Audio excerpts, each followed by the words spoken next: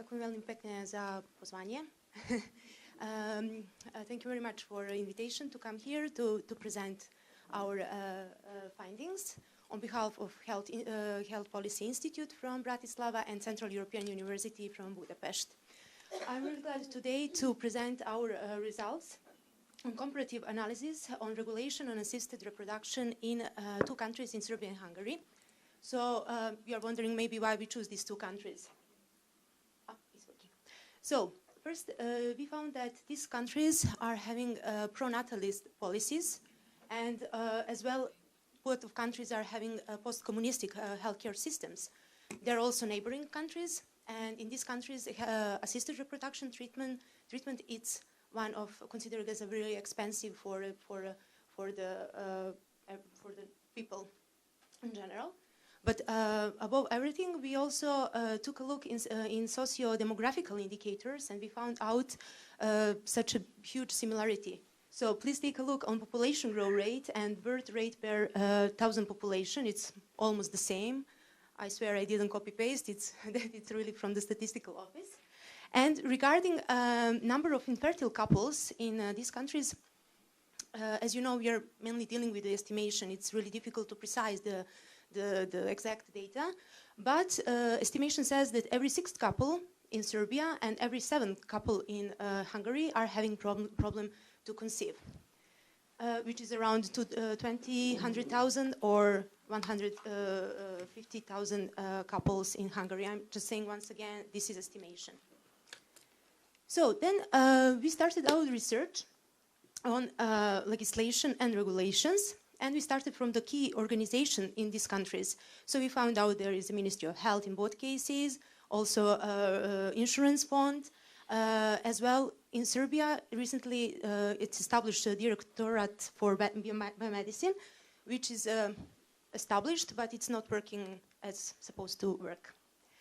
Then we found out that both countries are definitely having national legislation, but I want to stress out one point here. Please take a look in Hungary. They brought the law in '98, while in Serbia, we can say recently in 2009, which is actually enacted in 2010 in January. So in these countries, there is evidence that assisted reproduction was performed before the legislation was made, and in Serbia, for example, I can tell you that first baby was born in '85. So we were really waiting a long time to get some regulation, and I think that's the part of our preparation for eventually to get in European Union one day. Okay, legislation gives us some regulations, but there are some regulations that are not inside of the national law. So we can say there are some soft guidelines, regulations on PGD in both countries, even though I need to tell you that PGD it's not officially legally allowed to do in Hungary, but it's performed. There is evidence-based medicine which says there is some data. Oh, what I did? Okay, this is one huge table. Don't be afraid. We are going to go through this data because it somehow summarized our results here. In both countries, we see that married and unmarried couples are having access to the treatment. So matrimonial, it's not just one obligation. So people can be in unmarried couples, heterosexual people. Single women are allowed to access to the treatment as well, but just with a justifiable reason in Serbia, or infertility supposed to be legally proven in Hungary. Lesbians, as I mentioned, they are not allowed to access to the treatment, but I need to tell you that I found out in some newspaper, I don't know is that true, but I want to share with you, there are some cases that are saying that some lesbian women are using this option as a single mother and they're applying for some treatments.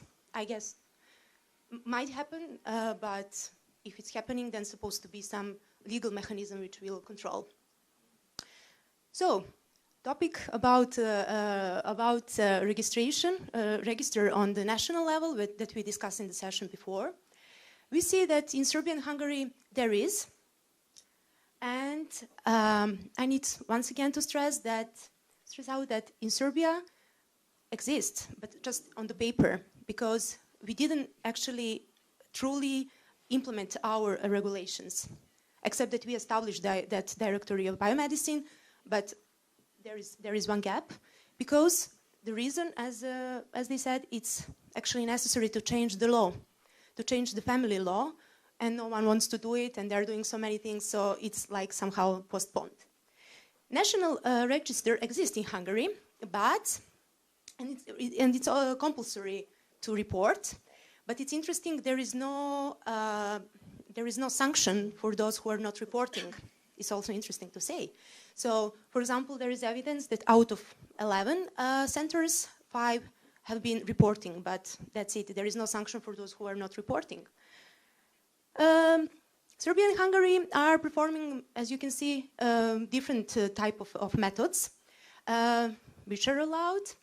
And if we see like this, we can say that these countries are liberal because they are allowing to do IVF and all these different procedures. But surrogacy, for example, is not allowed. So if we compare in the broader concept with Europe or in the world, we can say maybe they are less liberal. I want to tell you that Hungary was very dynamic in terms of changing the policy. So in 2006, they allowed for a while to have surrogacy. It was for a couple of months in place like that. And then they forbid. Why? Question why? They said the reason was that this treatment was not suitable for the given circumstances, social circumstances. That means that maybe society was not ready to accept surrogacy. And I will add as well that Hungary and Serbia, with the number of population they are having, they actually present small market, if I can say it like that. If we compare with US or with Australia or so. But we are coming to another point, that is post-mortem use of gametes and embryos. We also spoke a bit about that. Using post-mortem use of gametes, it's allowed in Serbia, but just gametes, so not embryos. Specificity of Hungary legislation lays down that they are allowing women to use embryos post-mortem. Again, question why? They said that the main reason is that treatment that women are undergoing, the treatment, it's really difficult physically, mentally, and they also very often need to undergo hormonal treatment, which may take a couple of weeks. So that's why they introduced this option, since that they actually stop with the surrogacy. So they wanted to give greater chance to the ladies, to the women, to have more possibility to access to the treatment. So we see somehow that women is here, at least in their policy, is in the center of their policy. It's, if I can say, women-related healthcare policy on infertility. Furthermore, we see that also they're allowed to use gametes and embryos in case of separation, divorce, but not in case of Serbia. We also spoke about the cryopreservation before.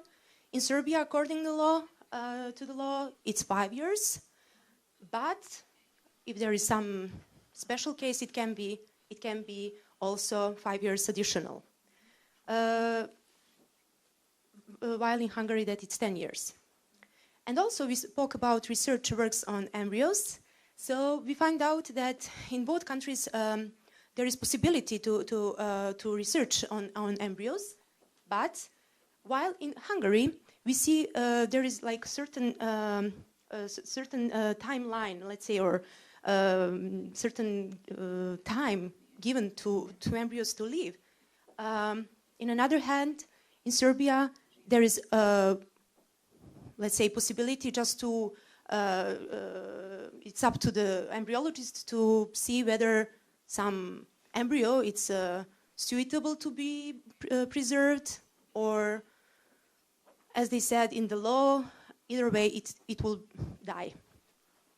So it seems that the Hungarian law gives more precise data, more precise information, so there is no problem maybe for people who are working in the practice to have any doubt and to think whether I should keep this or not.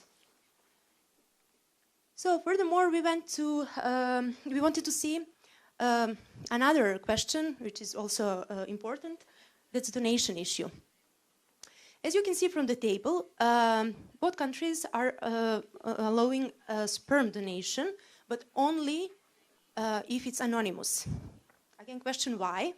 That's why, because they said if we suppress the anonymity, there will be greater chance to have more sperm donations. In both countries, it's like that. And now we are coming to the point where we have difference, and difference lay down in the possibility that Hungarian women are having. They can obtain non-anonymous oocyte donation. Also, why?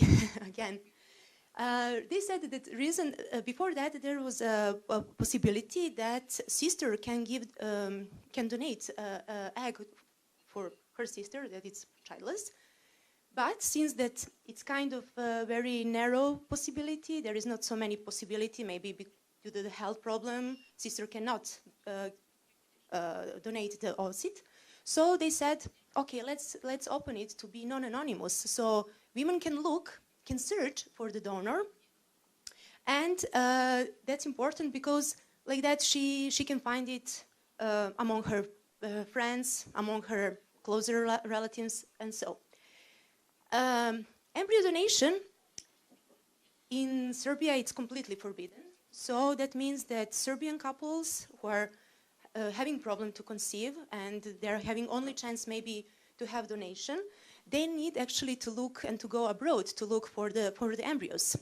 As I was working in one hospital, I remember that usually we were sending patients to the Greece. But then we switched to send the couples to Czech Republic. So maybe the number that we spoke about, maybe there are a lot of Serbian people that we send. Embryo donation in Hungary, it's allowed, but only if it's anonymous. So that's the difference between these two countries. In both countries, export and import of embryos, it's forbidden, but we had also problem since that we have been in one country with Montenegro, so we had many people who felt really comfortable to live here and there, so they preserved some embryos, for example, in Belgrade, and they wanted to move, or in Podgorica, they wanted to move to do the procedure in Serbia. There was really not a defined regulation what to do, but not to do it wrong or not to do it against the law. So there is kind of, I would say, hole that we saw from the practice. And in conclusion, I will just say a few words. Assisted reproduction treatments in Serbia and Hungary are recognized as a priority within their health policies. As we saw, it's influenced by a complex combination and various factors. Differences between Serbia and Hungary in favor of Hungary are laying down on non-anonymous egg donation, allowed embryo donation, and post-mortem use of embryos. Regulation on assisted reproduction in both countries, which are Christian countries. Serbia, it's mostly Orthodox, and Hungary, it's mostly Catholic country. In both these countries, it's the regulation on assisted reproduction, it's tied to the community opinion and personal choices than to religious dogmas.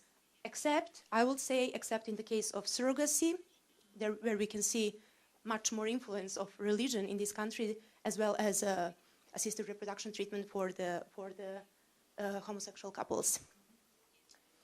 Ďakujem pekne za pozornosť.